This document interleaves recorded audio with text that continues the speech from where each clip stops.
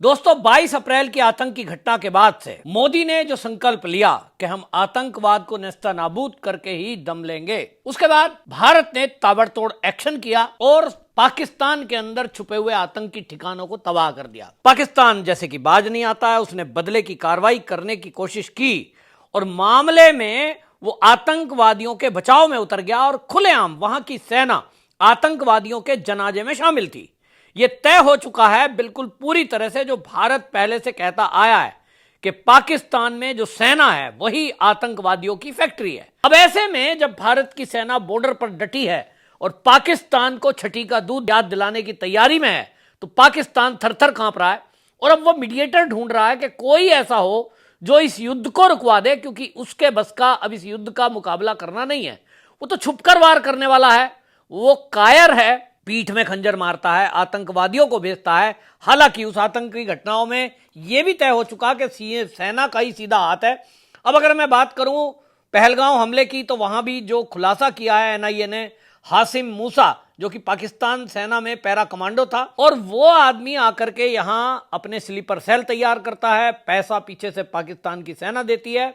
और यह भी अब खुल के आ गया कि उसमें हमास का भी रोल है, यानी पूरा एक गठजोड़ आतंकवादी संगठन और सेना के बीच में है और वो भारत से इनडायरेक्ट युद्ध कर रहा है। और आज से नहीं कर रहा, उसको बरसों हो गए। लेकिन अब 2014 के बाद से भारत में माहौल बदला है।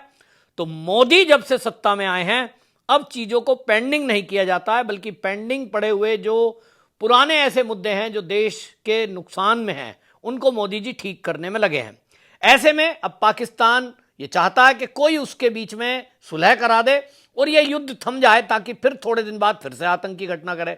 लेकिन इस बार मोदी जी बख्शने के मूड में नहीं दिखाई दे रहे हैं।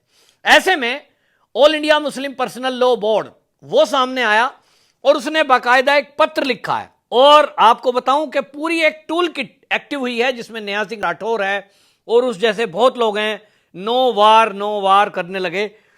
और जिस तरह से all India personal law board सामने आया है, जो अभी आप देखिए कुछ दिन पहले वक्फ बोर्ड के मुद्दे पर जब धरना और प्रदर्शन कर रहा था, लेकिन all India Muslim personal law board के जो सदस्य हैं वो लगातार देश के अंदर भड़काऊ काम करने में लगे हैं। और आज जब पाकिस्तान के ऊपर बात आई है तो ये सामने आए हैं और उन्होंने एक पत्र जारी किया है। तो उससे आपको पता लगेगा कि पाकिस्तान की हालत पतली कैसे है और किस तरह से पाकिस्तान की मदद के लिए भारत का ये all India Muslim personal law board ये उसके इशारे पे काम कर रहा है, या ये उसके साथ गठबंधन में है, या आतंकवाद की फैक्ट्री को चलाने वाली सेना की ये मदद के लिए आया है। ये फैसला आप पर छोड़ता हूं।